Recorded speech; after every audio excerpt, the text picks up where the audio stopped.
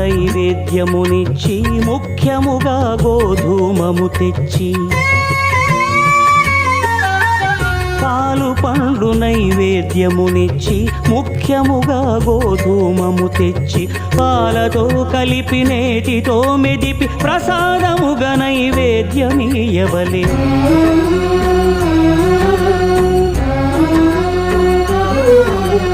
గోధూమము ఇంద్రియ సంబంధం కోరికలీరికలెత్తెడి బంధం నేయి అనమాయ